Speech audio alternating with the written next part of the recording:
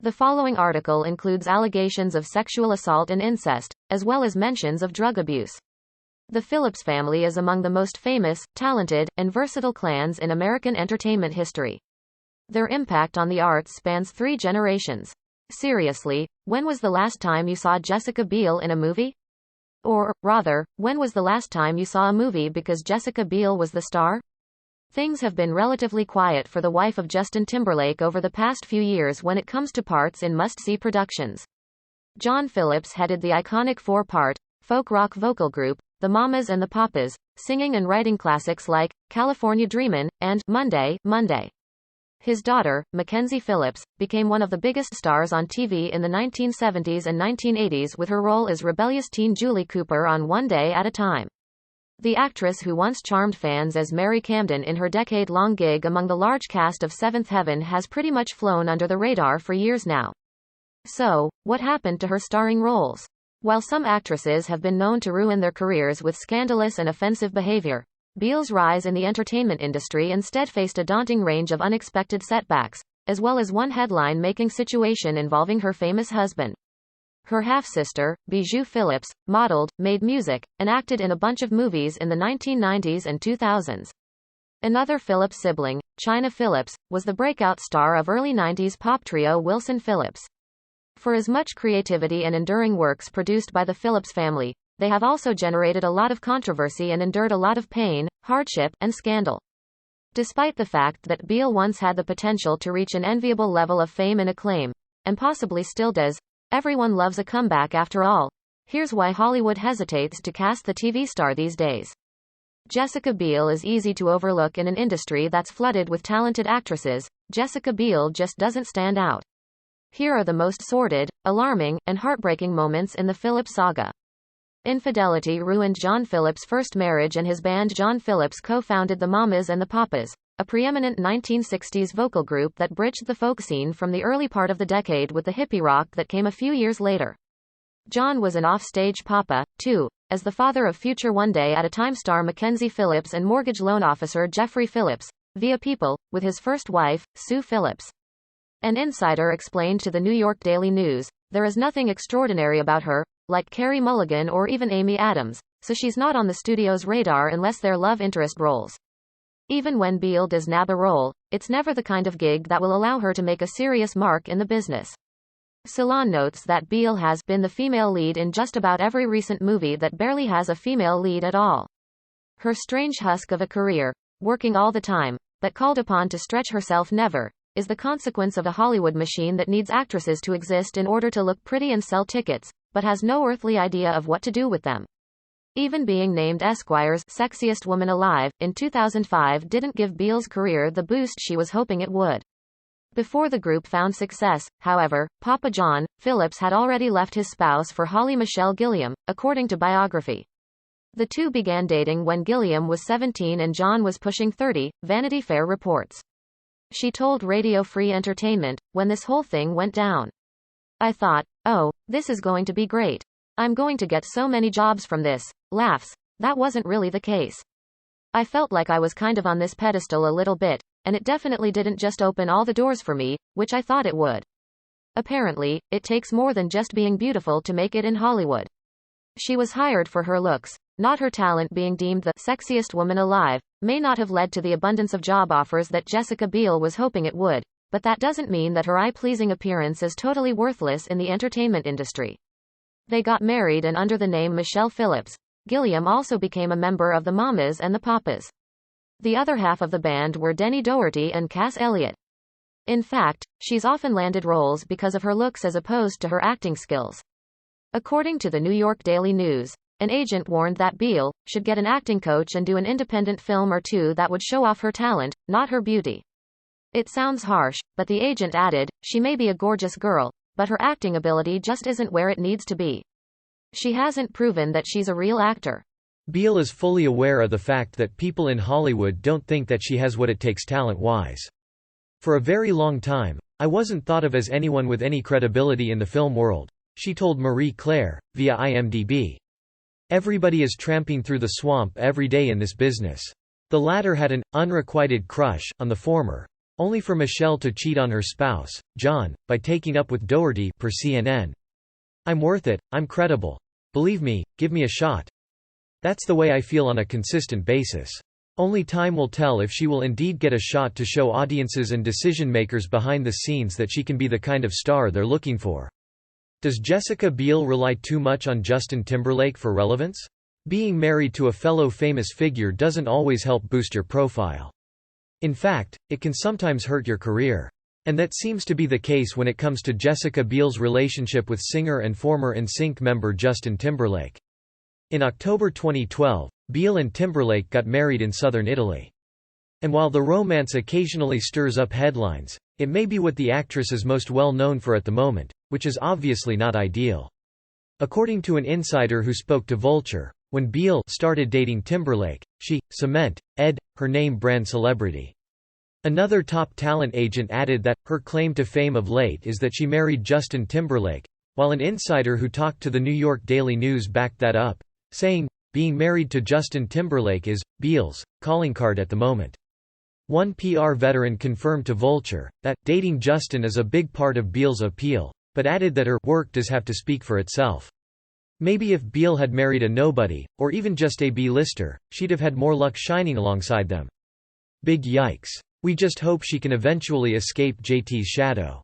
Jessica Biel is competing with Oscar winners. Anytime Jessica Biel is considered for a role, she not only has to prove that she can handle the job, but she also has to compete with award-winning actresses who have already proven their worth in Hollywood.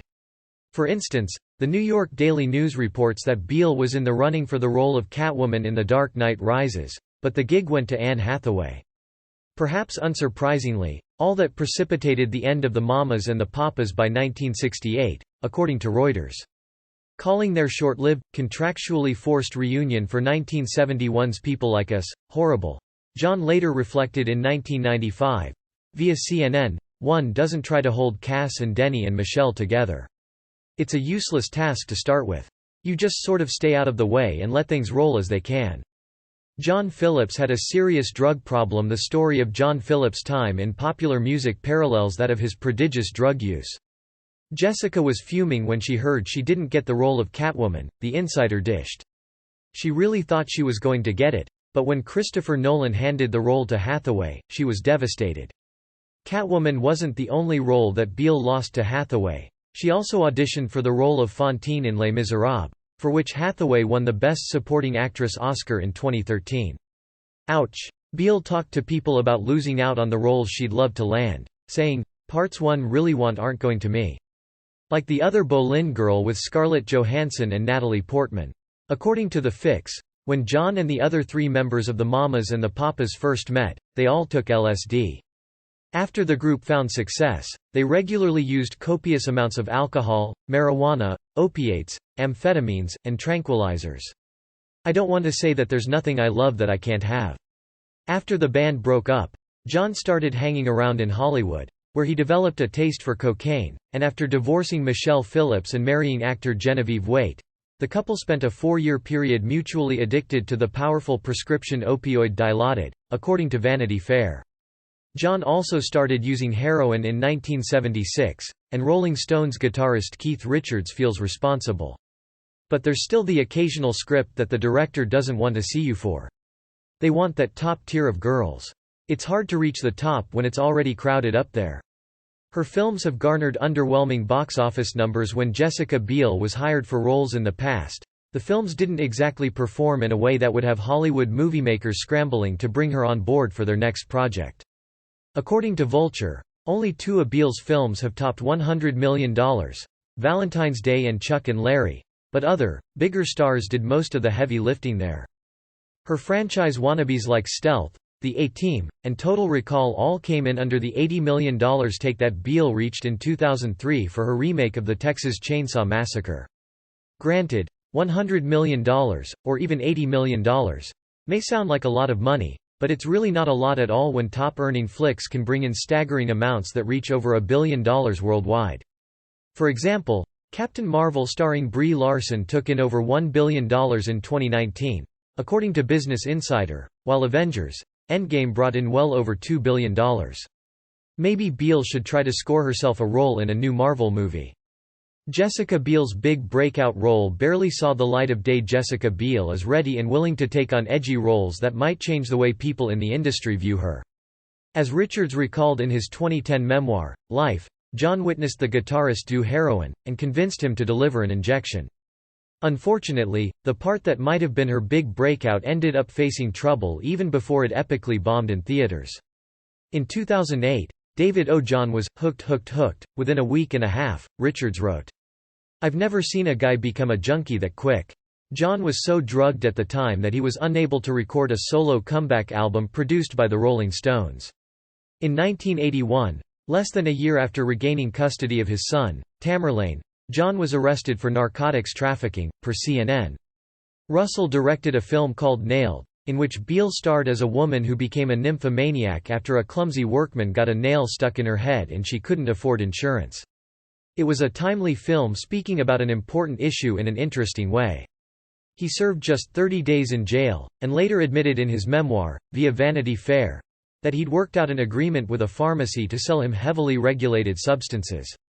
If you or someone you know is struggling with substance abuse and mental health, please contact SAMHSA's 24-hour national helpline at 1-800-662-HELP, 4357. The Phillips patriarch had a slew of health problems in his later years. John Phillips endured a number of health issues and medical ordeals. According to the Deseret News, his decades of heavy drug and alcohol use and abuse left him with a diseased liver by the time he hit his mid-50s in the early 1990s. However, because of studio financing problems, the project was shelved indefinitely.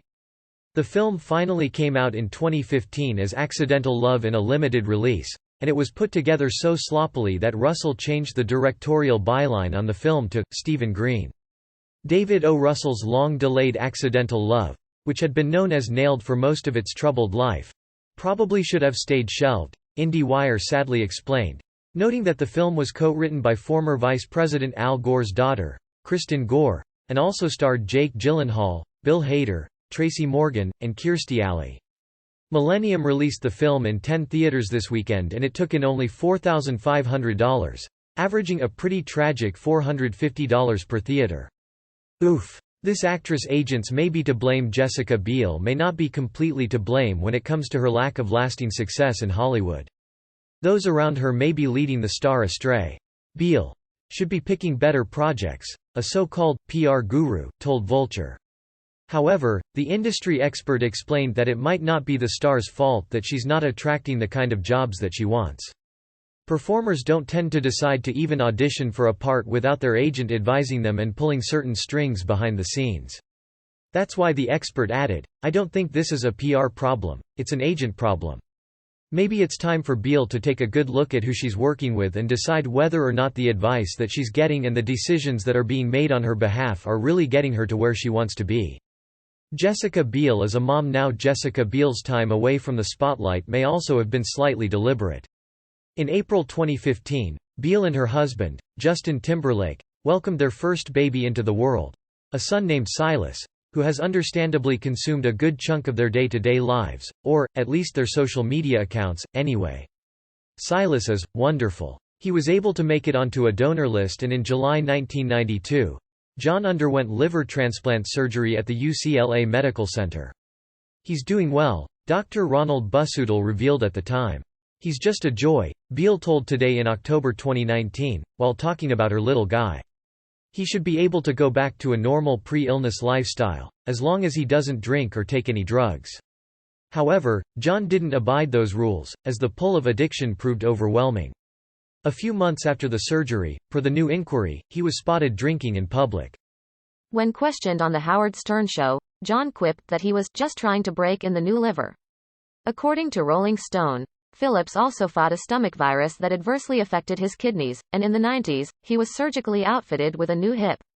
In March 2001, John Phillips died at age 65 at UCLA Medical Center. The cause of death was heart failure.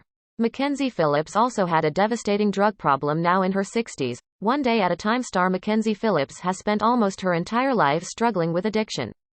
She added that, "Motherhood is an amazing, amazing experience." However, Biel also admitted, "It's incredibly hard, the hardest job in the world, and I've never been more thankful and grateful to my own mother." Oh, my gosh, I'm going to call her right after this actually and just thank her. According to a 2016 appearance on Oprah. Where are they now? She first tried cocaine at the age of 11. What you have to do for your kid. It's an amazing responsibility and the biggest joy ever. Seriously, who needs an Oscar when you've got that much joy in your life thanks to your family? Biel is busy doing other things like many other actresses before her. Jessica Biel has recently decided to extend her skill set well beyond the famous Hollywood sign. In 2016, the actress teamed up with a bunch of famous foodies and other LA types to open Oh Fudge, a restaurant in West Hollywood designed to please both kids and adults. The shabby chic spot has all the trappings of a typical celeb magnet WeHo spot, organic and seasonal everything, lots of champagne, fresh fruit-forward cocktails, but this one also has its own kids' playhouse, wrote Zagat in its preview. So, have lunch in the stylish dining room or on the patio, then send off the wee ones to the playroom and treehouse, which is staffed with babysitters, called au pairs. Hey, we never said Biel was relatable. Unfortunate for Biel, the business wasn't the grand success that she was surely hoping it would be. I come from a long line of undiagnosed mental illness, rampant addiction, and alcoholism, she said, via HuffPost. And then there's the introduction to these types of behaviors at a very young age. The drug used ramped up, and at age 17, Mackenzie was arrested for disorderly conduct while under the influence of intoxicants per people. Despite being the highest paid, which implies she was also the most popular actor on One Day at a Time, producers fired her. Mackenzie continued to abuse drugs, claiming in her 2009 book, High on Arrival, that her father, John Phillips, aided her addictions and even injected her with cocaine, according to the Seattle Times. While she found sobriety in 1992, Mackenzie had a relapse in 2002 and started using drugs again to deal with lingering surgical pain, via UC Health Today. In 2008, she was arrested for attempting to bring cocaine and heroin onto a plane, according to Reuters, and finally got clean again soon after, thanks in part to a stint on Celebrity Rehab. By the 2010s, Mackenzie was working as a rehabilitation counselor at the Pasadena Recovery Center and Breathe Life Healing Centers in Hollywood, according to Variety. As she told people, "This is my passion." John Phillips abused daughter Mackenzie for years. When viewers tuned into the Oprah Winfrey Show to see Mackenzie Phillips promote her memoir, High on Arrival, they certainly expected her to tease the contents of the yet-to-be-released book, particularly her years of struggling with substance abuse issues. After 2 years, the Oh Fudge restaurant closed in July 2018. The star took to Instagram to write, "While this is the end of an era, it's also the beginning of a new chapter for it. Oh Fudge." Mackenzie obliged, but she also dropped the bombshell, via CNN, that years earlier, when she was 17 or 18, she awoke from a drug-triggered blackout in the middle of being raped by her father, John Phillips. She confronted him, she recalled, and he reportedly denied the assault, claiming that they had made love. Mackenzie reflected to Winfrey, "I thought, wow, I'm really on my own here." For the next 10 years, while Mackenzie was deep into a dependence on drugs, she allegedly experienced a series of assaults. It didn't happen every day. "We are so very proud of the happy place we created for families and the community we were a part of. But it certainly happened many times," she said. Going forward, Oh Fudge will be available for private events, and please stay tuned for #OhFudgeCamp news. We have so much love for our Oh Fudge family. Au revoir, Oh Fudge. Jessica Biel's resume was never that good to begin with. If you're going to debate why Hollywood won't cast Jessica Biel anymore, you have to consider the fact that her filmography was never really all that good to begin with. If you're me, you box it away. In fact, she's co-starred in enough bombs to fill an entire DVD discount bin at Best Buy.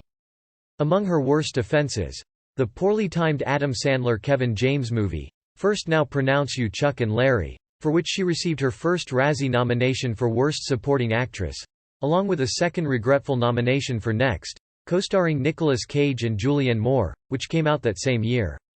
It's one of those things where you tell yourself don't look.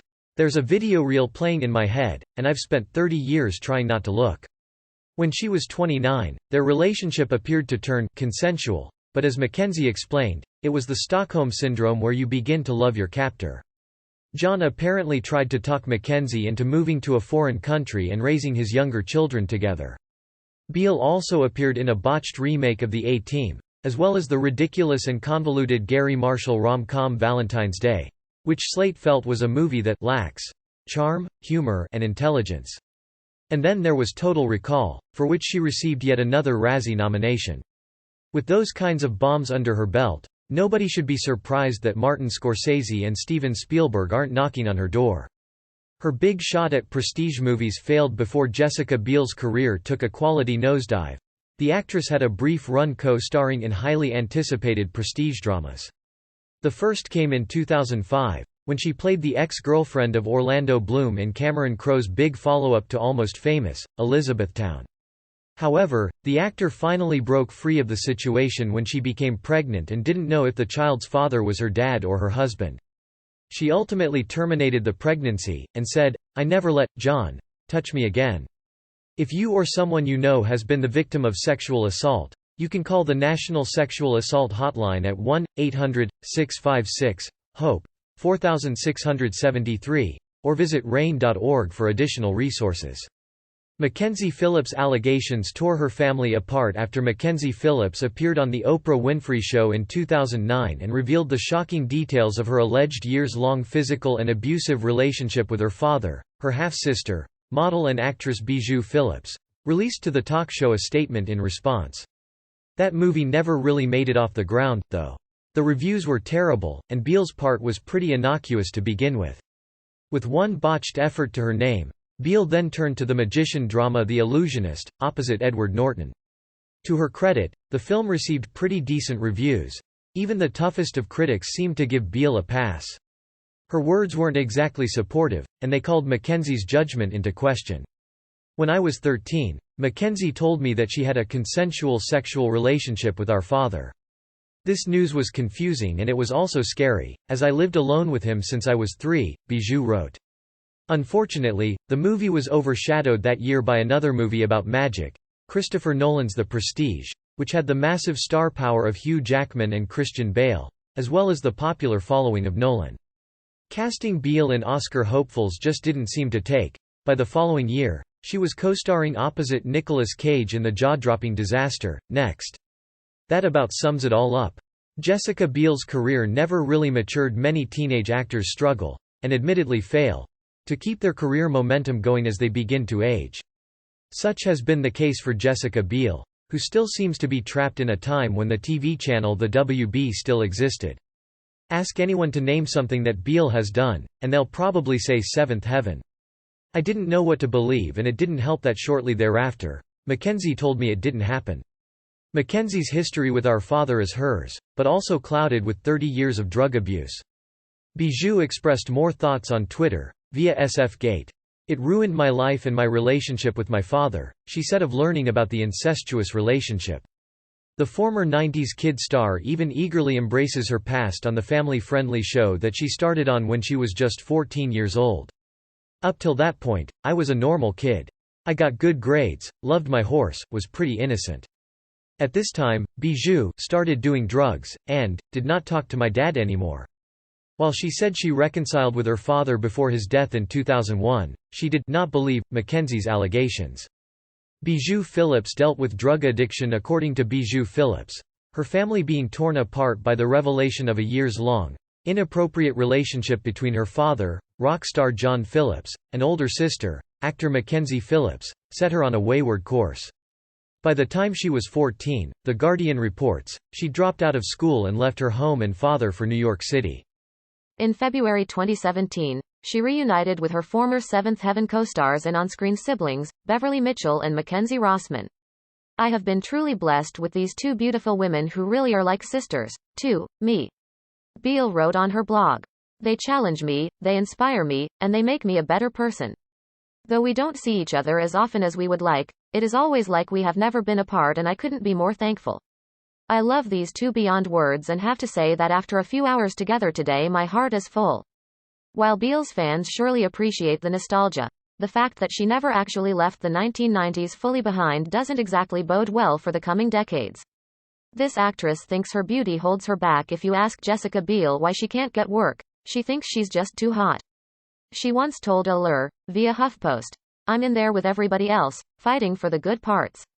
She found work as a model for Calvin Klein in the company's controversial 90s ad campaigns that depicted underage girls in their underwear, and parlayed her earnings into significant amounts of cocaine, ecstasy, and heroin. I just want an opportunity. At age 15, Bijou lost her virginity to the famously drug-binging singer Evan Dando of the Lemonheads. If you don't like the audition, don't hire me. But if you don't want to even see me, that's hurtful. And why? You know nothing about me. When the mag asked if her beauty is holding her back, she replied, "It really is a problem. I have to be blunt." Biel also explained that she isn't always the right kind of beautiful and that her looks have typecast her in a way. Such exploits routinely landed her in gossip pages and tabloids, and the heroin overdose-related death of her friend, scenester Davide Sorrenti, hit her hard. As she reflected of this time on Twitter in 2009, via SF-gate, "I was deeply f-ked up. Whatever. I was 14 years old. Frankly, according to the star, the fact that she's so seductive sometimes works against her when it comes to scoring certain roles. What was I supposed to do?" She previously told The Guardian in 2002.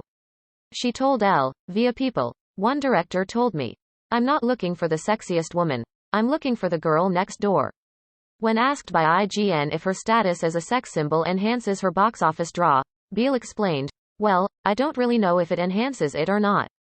If you were 14 years old and able to live on your own in an apartment in New York City, and you got invited to all these clubs, and you got a bank account and you had a car service you could call so that you could go wherever you wanted. I don't know if it does. What would happen?" Bijou's father, who she said always knew what she was up to, came back into the picture when she was 17 and entered her into a rehabilitation facility.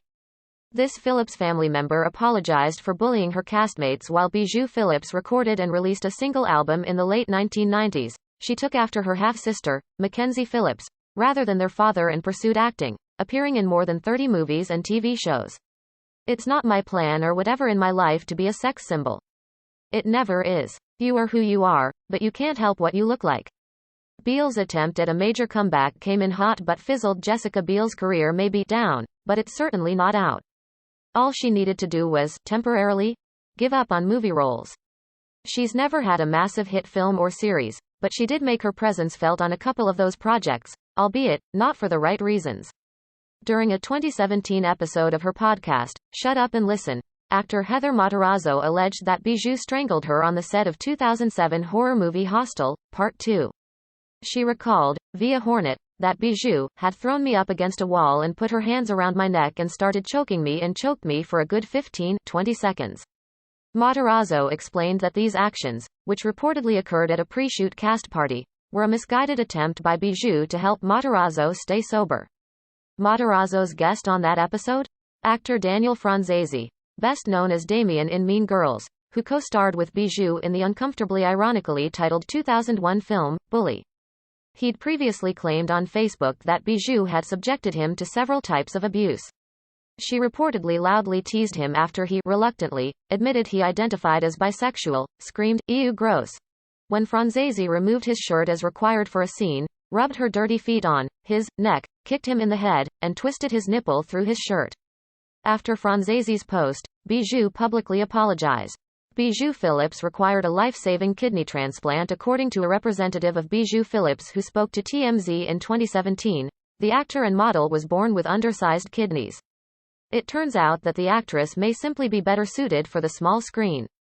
Indeed, in 2017, the then 35-year-old actress landed the starring role in the USA Network television series, The Sinner, about a young mother, Biel, who, in a fit of unexplainable rage, seemingly kills a stranger, according to Entertainment Weekly. When she was in her early 30s in the 2010s, that medical issue had manifested as kidney disease. For 5 years, she kept her health in check by reducing stress and adopting a vegan diet, but it unfortunately wasn't enough, and she was eventually placed on dialysis. That February, Bijou suffered a setback and sought emergency hospitalization when she felt ill and experienced a high fever. Doctors in Santa Barbara diagnosed her with a blood infection, and it became apparent that the actor, already on a transplant list, needed a new kidney as soon as possible in order to save her life. The series, which co-starred Bill Pullman, premiered that August and received rave reviews, with Biel's performance earning her both a Primetime Emmy nomination and Golden Globes nomination for her leading role. The Sinner is superbly executed, read Vulture's review. As for Biel, the actress is technically strong. 2 months later, her husband, actor Danny Masterson, revealed on Instagram that Bijou had received a new organ from a tall angel. He characterized his wife's situation as dying for the past 7 years of an incurable kidney disease, and thankfully said that the transplant was 100% successful. This Phillips family member's husband faces some very serious charges according to People. Bijou Phillips married actor Danny Masterson, best known for sitcoms like Fox's That 70s Show and Netflix's The Ranch, after 8 years as a couple in 2011. The celeb pairing made headlines a couple more times. In 2014, when Bijou gave birth to their daughter, and again in 2017, when the Los Angeles Police Department opened an investigation on Masterson after 3 women alleged that the actor sexually assaulted them in the early 2000s, per People. Nailing the body language and psychology that are required to successfully portray such a complicated character. A 4th woman later came forward, according to HuffPost. After one of the women publicly identified herself and called out Netflix for continuing to employ Masterson, the actor was fired and then dropped by his talent agency. In 2020, Masterson was formally charged and arrested, having been accused of 3 counts of rape that all occurred at his home. And nailing this role was exactly what Biel needed to do in order to show industry decision-makers that she can handle a wider range of on-screen opportunities. However, Biel didn't return for the series' 2nd season, perhaps due to the show's crime anthology turn by focusing on a new case for Pullman's detective character per season. Instead, she leveraged her executive producer credit and crime, mystery experience from The Sinner into her 2019 starring and producing gig on the admittedly less successful Facebook watch series, Limetown. Jessica Biel's marriage to Justin Timberlake might be in trouble. Jessica Biel may be busy trying to score acting roles while also raising her son, Silas, but it turns out that on top of that, she's been dealing with some potential marital problems with husband Justin Timberlake. In November 2019, The Sun published photos that appeared to show Timberlake getting a little too cozy with his Palmer co-star, Alicia Wainwright, while the two were on location in New Orleans. After posting bond, Masterson was released by police and awaits trial, as of this writing, at which point he will face a prison term of 45 years to life. For her part, Bijou has remained mostly quiet on the matter. After Masterson's arrest, his attorney released a statement that said his client and his wife are in complete shock, and that ultimately the truth will come out. Nevertheless, in the hours after Masterson was booked and released, Bijou deleted her Instagram account, according to Newsweek. Chynna Phillips has dealt with addiction and mental health issues. In 1990, the band Wilson Phillips brought its unique soft rock sound to the masses. That December, he took to Instagram to address the situation, writing, "I stay away from gossip as much as I can, but for my family, I feel it is important to address recent rumors that are hurting the people that I love. A few weeks ago I displayed a strong lapse in judgment, but let me be clear, nothing happened between me and my co-star." Timberlake claimed to have had too much to drink and explained that he regretted his seemingly shady behavior, adding, "This is not the example I want to set for my son. I apologize to my amazing wife and family for putting them through such an embarrassing situation, and I am focused on being the best husband and father I can be." Despite Timberlake's public apology, a source told Us Weekly that Biel reportedly still has her suspicions. Supposedly having to manage a bumpy marriage probably won't help the actress focus on her career prospects. Marketing as both a girl group and something of a novelty, the trio consisted of second-generation pop stars, Wendy Wilson and Carney Wilson, daughters of Beach Boys great Brian Wilson, and Chynna Phillips, offspring of the Mamas and the Papas singer John Phillips. Blonde, photogenic, and packing a serious set of pipes, Chynna became the group's de facto lead singer on #1 hits like Hold On, Release Me, and You're in Love. Chynna shared in her family's musical legacy as well as its struggles with addiction and mental illness. "I just didn't understand why I couldn't have a father around," she told TV Guide in 2011, regarding her childhood abandonment issues. "At the time, everyone was keeping me from the big secret, that my dad had this massive drug addiction." In her teen years, Chynna attempted to kill that pain with alcohol and drugs, starting a pattern that led her to drop out of school. According to the Edgewood Health Network, she achieved sobriety at age 22. Years later in 2010, according to People, Chynna checked herself into an inpatient rehabilitation facility to treat anxiety. Beginning therapy on her 42nd birthday, she spent 2 weeks seeking treatment after what a source told People was a combination of things. If you or someone you know is struggling with mental health, please contact the crisis text line by texting HOME to 741741, or call the National Alliance on Mental Illness helpline at 1-800-950-NAMI, 6264.